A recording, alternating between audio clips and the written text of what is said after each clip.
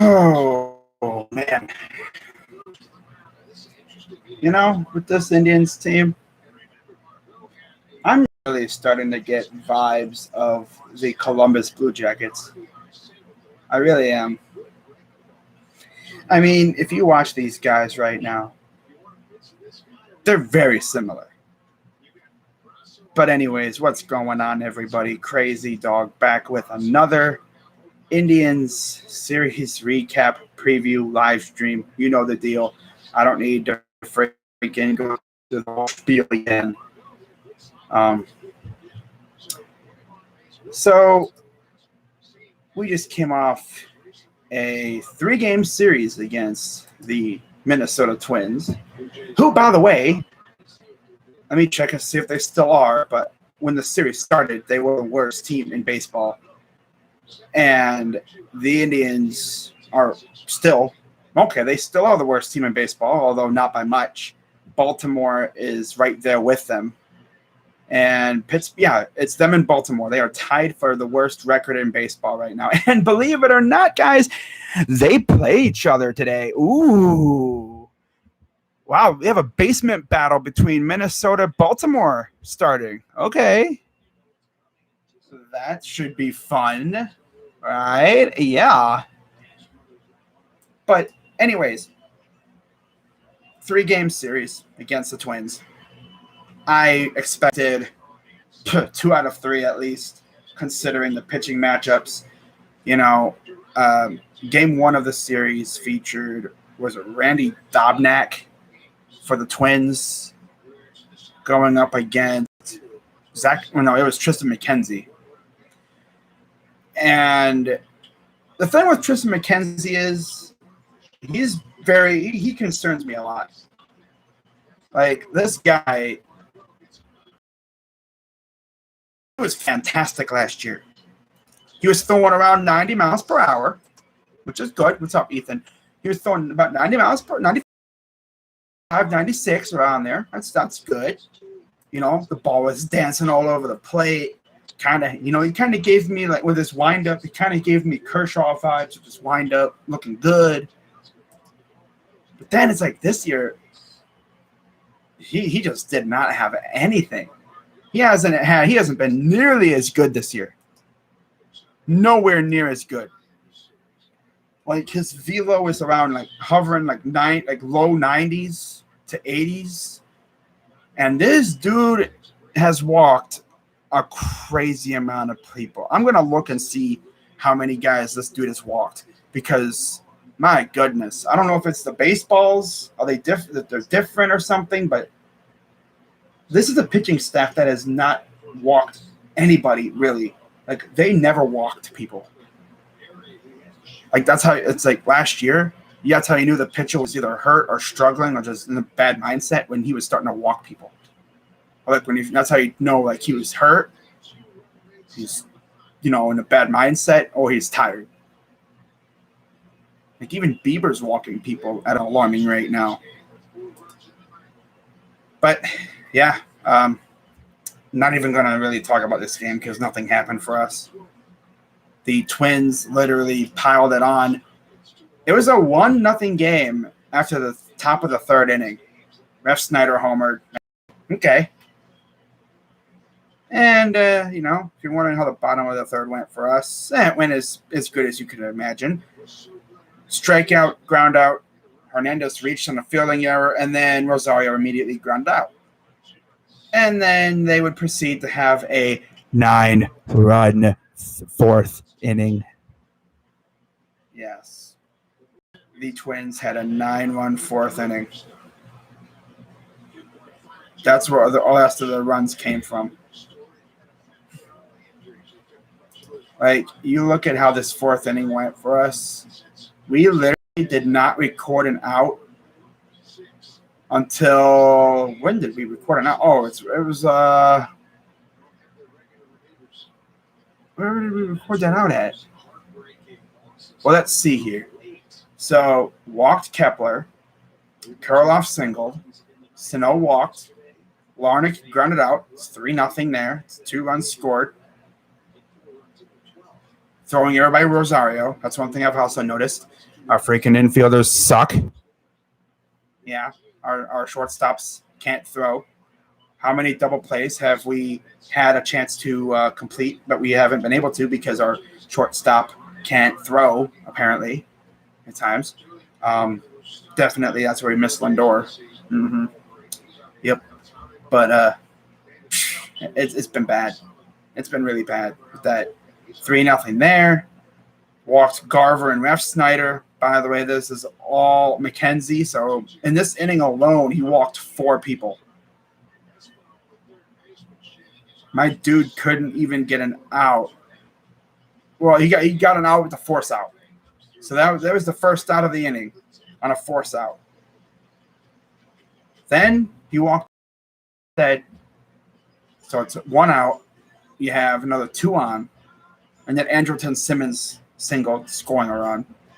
And then finally they got Maton in their game before that. Gave up a run, of course. Grounded out Arise, walked Donaldson, scored a run on bases loaded because why not? And then Kepler doubled. 7-0. Karloff singled 9-0. And then Sano doubled in to make it 10-0. And then finally we get out of the inning. And at that point I was like, yeah, this is it. So, yeah, our starter went 3 1/3 innings, 2 hits, 6 runs, all earned, 5 walks, 4 Ks, 1 home run, and a whopping 6.89 ERA. Dobnak went 6 innings, 3 hits, 2 walks, 5 Ks. The thing is, the Twins literally showed up to Cleveland that morning at 4:30 in the morning, coming from California. And yet we look like the team that was just coming off a red-eye flight from freaking Cali. We had an off day. It looked like we were still on the off day. We looked like trash.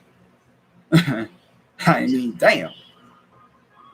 Like, our pitching is trash. And by the way, let's take a look at stats so far this year, because I can already tell you this dude's probably walked like 30 people. It feels like he's walked like about 100 people. What's up, Eric, Logan? How did we lose the worst team in baseball? Because we're mediocre. Tigers 3-game sweep. My friend, it's a 4-game series, so that ain't gonna happen. My mom and dad were at wedding, and I went out of my room and I saw my dad have. Okay. Good to know, Jason Voorhees. That's great to know. Like, we did not need to know that. So my guy has walked in the last 7 games 26. He has 26 walks in this last 7 games. Talking about Tristan McKenzie. 30 over his last 15. 30 walks. 30 walks. And we're 40-some games into the season. He's had, what? Freaking 8. He has had 7 starts. You mean, and 8 games. 8 games, 7 starts, 30 walks. 44 strikeouts, but 30 walks. Last year in 60 games, he had 6 starts, 8 games. He only had 9 walks, 42 Ks. So what the heck happened?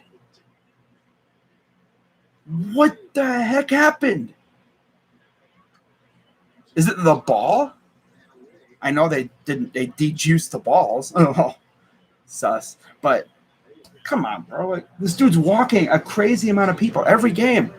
This dude out here is having a walkathon every single game, and it's very alarming.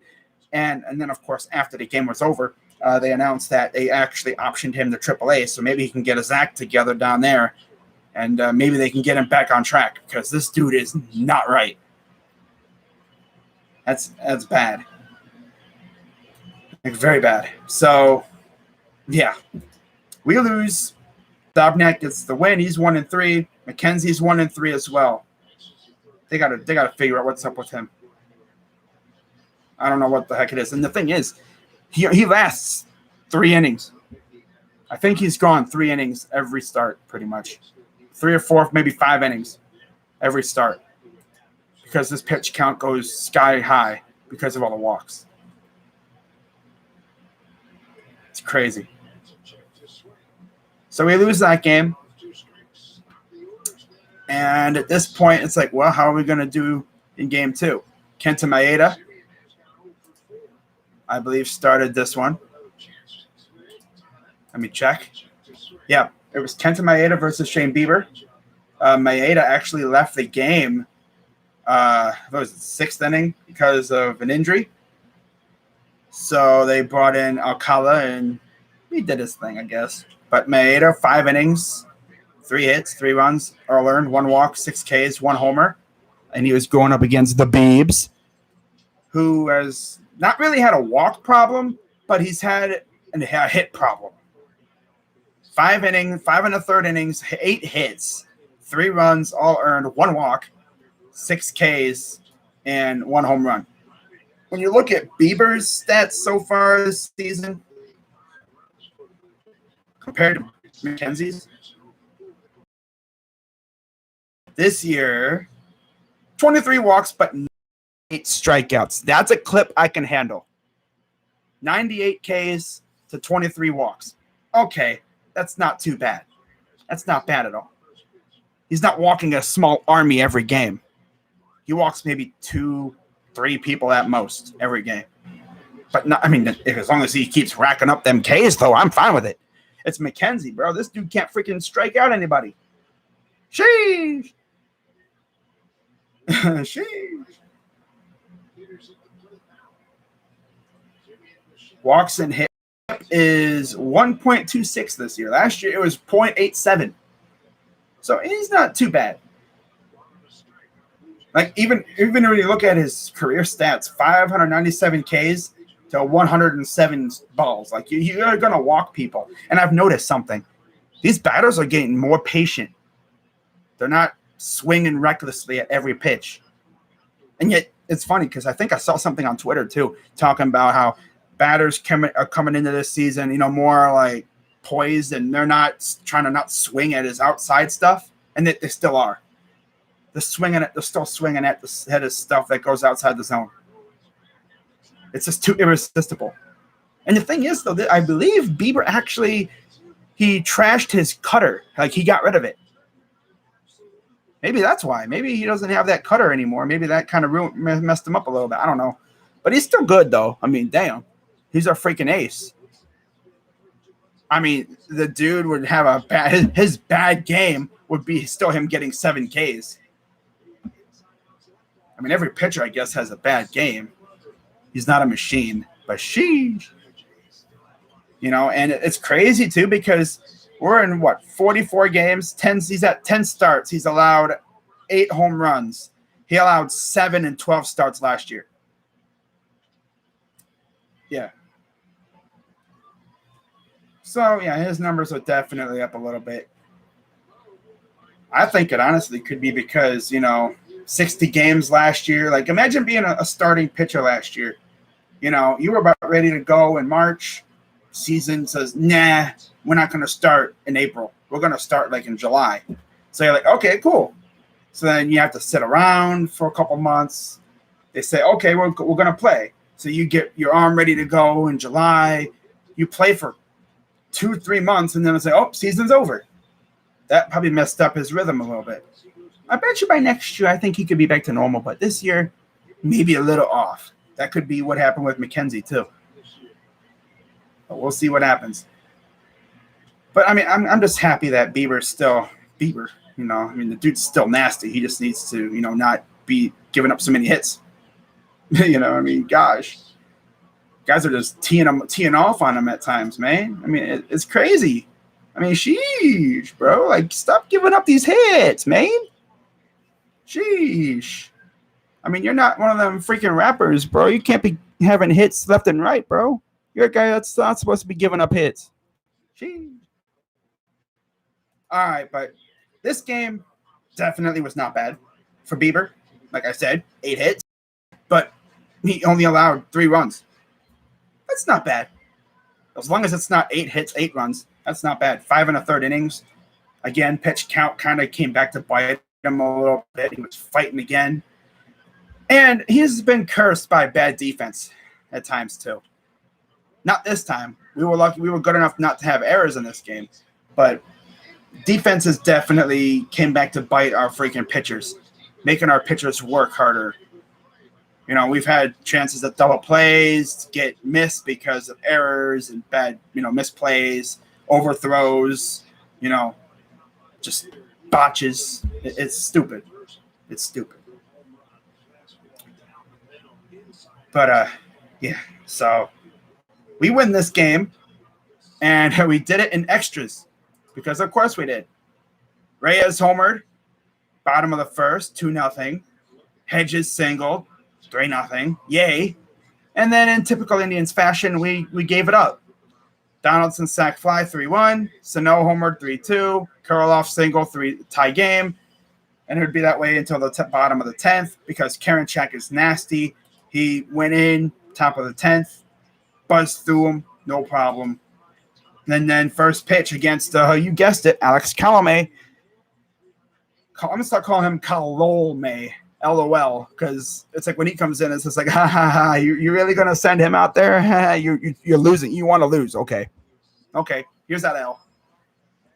And the thing is, they actually had Austin Hedges starting on second. They didn't pinch run for him. So it's like, okay, they're going to have a catcher on the base. Okay. Well, hope he hits it far because my dude can't run. Because, catchers aren't really runners. But it didn't matter because Cesar said, say less. I'm going to just hit this out of the yard, though, real quick. And that's exactly what he did. He hit it out of the yard. Barely. But, yeah, it went on. It was a wall scraper, but it went out. First pitch he saw. Or second pitch he saw. That is now the second time we've walked off the Twins. Luplo was the first time. Now it's Cesar. And, of course, this game didn't come without something very bad happening, because why not? Franmil Reyes is now out 5 to 6 or 7 weeks with an oblique strain. Yay. Just our luck. We lose Roberto a few weeks ago, like about a month or so ago. Now we lose Franmil. Well, there goes our power.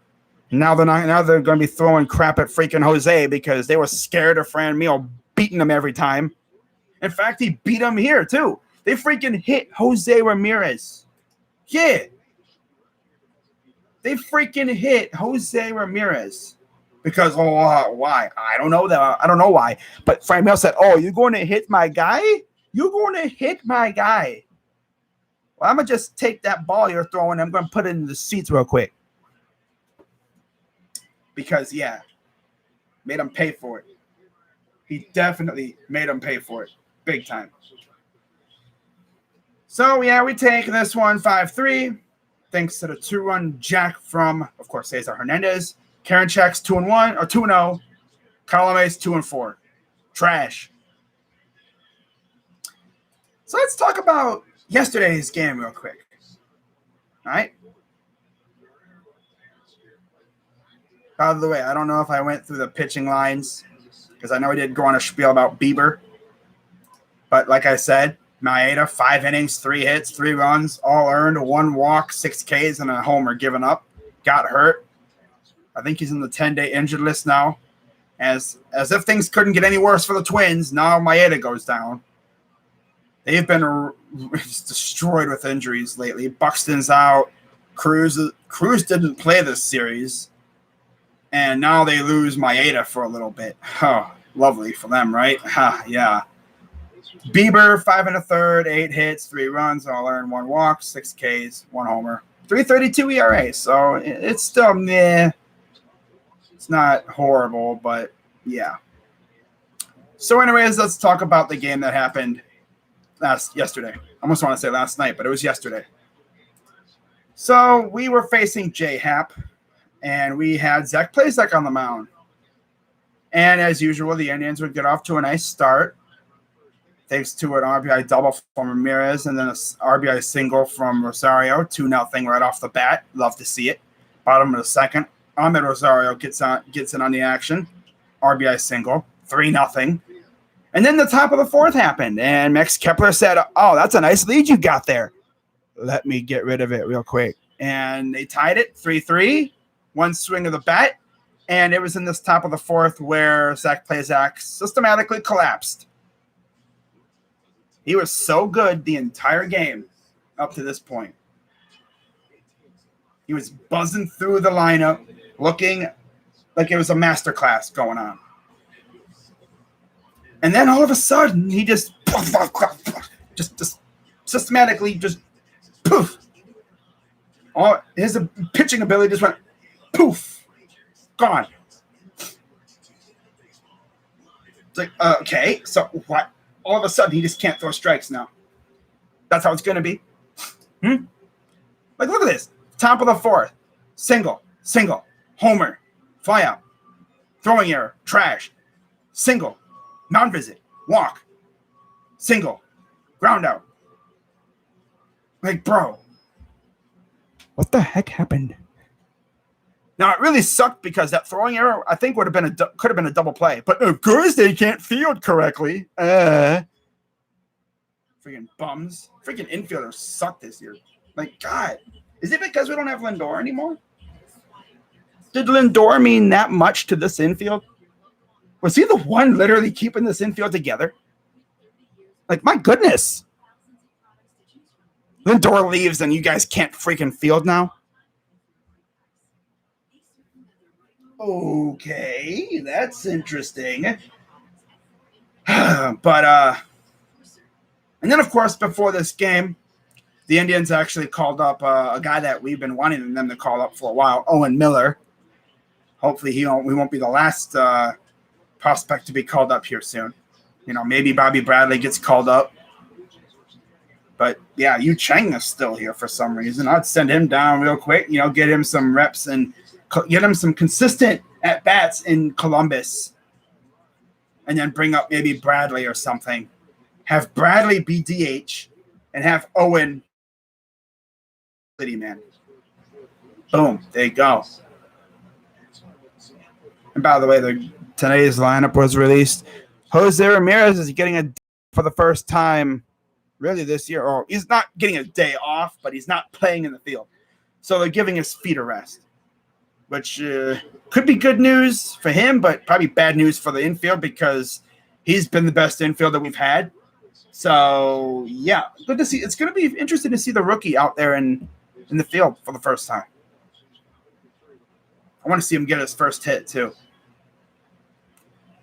But anyways, you know, we're going to talk about what happened here, too. I mean, Ref Snyder singled 4-3. Simmons grounded out 5-3, and then they gave the hook to Plesac, brought in Nelson, and he got one pitch, one out, of course. Don't you just love when they do that? You know, a pitcher be struggling, and then they bring in a replacement, and then it's like one pitch. Oh, he's done. Okay, inning over. It's like one pitch. All that warm-up time for one pitch. I mean, I'm sure he'll take it. And then we did nothing in the bottom of the fourth because, of course, we did. So it would be that way until the bottom of the fifth. Rosario would triple, scoring Cesar Hernandez. Lovely. I'd love to see that. And then, bottom of the ninth, down by 1 run, Jordan Luplow did the ballsiest thing I've ever seen. All right, so let me set the table for you. Bottom of the ninth, they walked Cesar Hernandez for some reason, okay? Rosario singled. So you have first and second, nobody out. Ramirez flew out, so it went deep enough to where Cesar could go to third. And then, like I said, Jordan Luplow did the ballsiest thing I've ever seen. This dude bunted, and somehow this dude Luplow was putting all his faith in Cesar's legs and his speed and his reaction time. Because if Cesar reacts even a second or so later, slower, he's out. But luckily, Cesar is not a sloth, and he bolted down the third base line, beat the tag, tied the game up. Love to see it. And then we didn't do anything afterwards because we never do that. So we're tied. Could have walked it off, but no, let's not walk it off. Blah, blah, blah, blah. So we go to extras for the second straight day. And out comes James Karinchak. And much like his boy Plazak, he decided to have a systematic collapse too. Walk Donaldson immediately gave up a home run to Garlick. Because remember, you already had a guy starting on second base. So, 3-run blast, of course, to a dude named Garlick. Okay. Is Karinchak a vampire? Because he hates garlic. And then he walks Sano, and then, yeah. It's like, yep, you're done. Dude couldn't even get an out. Oh, my God. That's why I would have used maybe someone else in that situation, because you figure they just used him last night. Maybe you put in Wickren in that situation if they didn't already use him. I think they might have used him already. So then, they bring in Stefan, and he pretty much gets out clean. Then we come up and we do diddly squat. Fly out, a walk, and then 2 straight strikeouts because our freaking lineup sucks. So we lose 8-5. Thanks a lot, Karinchak. Yeah. So Wilbus is 1-1. Karinchak's 2-1. Duffy got his first save of the year. Pitching lines: Happ, 6 innings, 8 hits, 4 runs, all earned, 1 walk, 10 Ks. While Plazak, 3 2/3 innings, 5 hits, 5 runs, 3 earned, 1 walk, 1 strikeout, home run, 4.14 ERA. Wow. And it's funny because after he left, the bullpen came out and amassed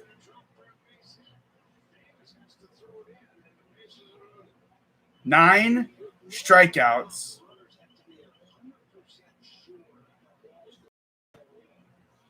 5 walks, only 2 earned runs, 3 hits, or 3 run. Yeah, no. Yeah, 3 earned, but also 3 runs, 2 earned. And then only 2 hits. So, yeah, our bullpen, if you take away Plazak's line, 2 hits, 3 runs, 2 earned, 5 walks, 9 Ks, and 1 home run. Not bad for the bullpen. And this dude, Brian Shaw, continues to be really, really good. He did walk a guy, but other than that, he didn't do too bad after that. Whitgren. Yeah, look at our bullpen's been shaky. I don't know what it is. I guess it's just the way it is, I guess. But, wow. Never thought I'd see this, though. So, yeah, we lose 2 of 3 to the Twins. And now we play the Detroit Cavernous Comerica, which means you're going to have to really get a hold of one to hit it out of the yard if you want to go deep center.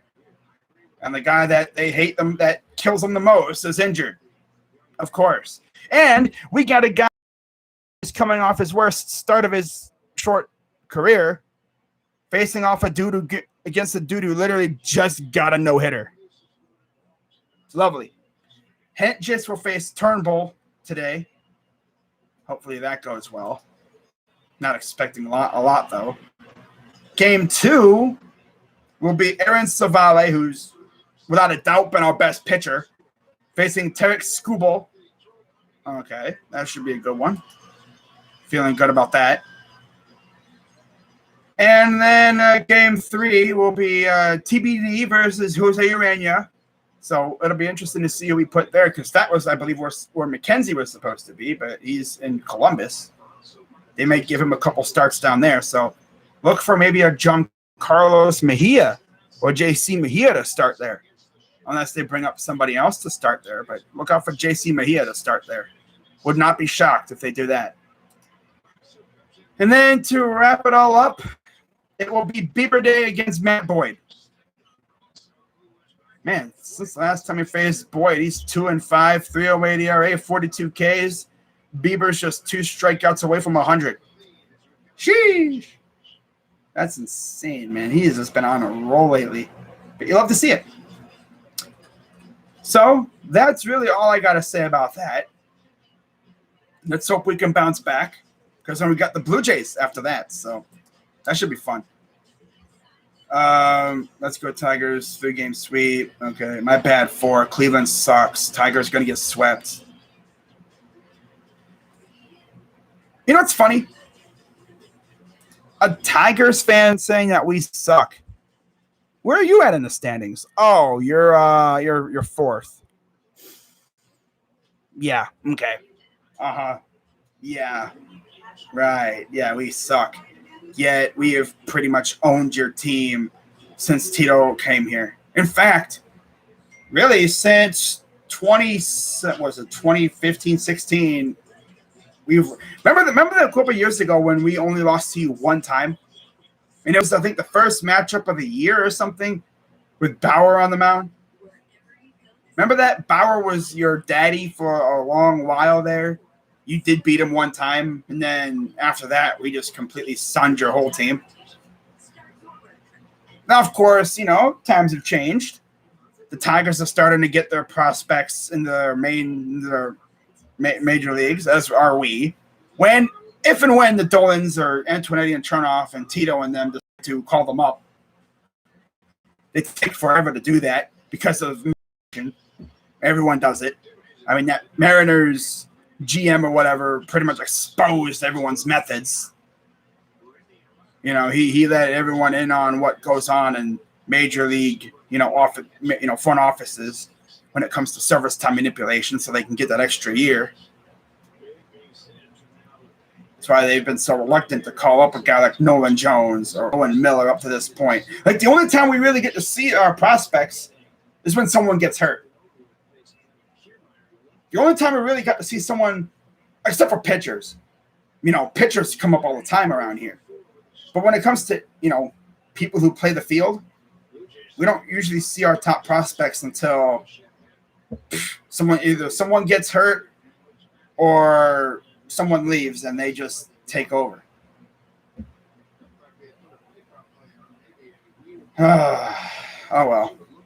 Hopefully next year, though, we'll be able to see a lot more Nolan Jones and Bobby Bradley and all those other guys. Wouldn't even be shocked if Bobby Bradley's up by the end of the year. Nolan Jones, same thing. Because I think Cesar was only here on a 1-year deal. So next year, our infield could literally look like, hopefully, it'll be Bradley at first, probably platooning with Bowers, if I'm guessing anything like that. You have Bradley at first, probably Jose at second. Shortstop will probably be Ahmed or Jimenez or someone else. Third, maybe Nolan Jones. You could even have Owen Miller at shortstop. We have like an army of shortstops. It's insane. But yeah, Tigers fans should not be talking crap about the Indians, considering they have done diddly squat over the past 10 plus years. Yeah. Like they can't even flex a freaking World Series title because they haven't done that. They've made it there like we did, but they lost just like us. The only teams that could flex a World Series on us right now, as of late, are Royals fans, who honestly they could have won 2 of them back to back, and White Sox fans. So, yeah. But I'm gonna wrap this up, guys. And I will see you tonight for Bucks and Heat Game 2. So, with that being said, I'm Crazy Dog 99. Hope you guys have a wonderful rest of your day. And I'll see you tonight. I'm out.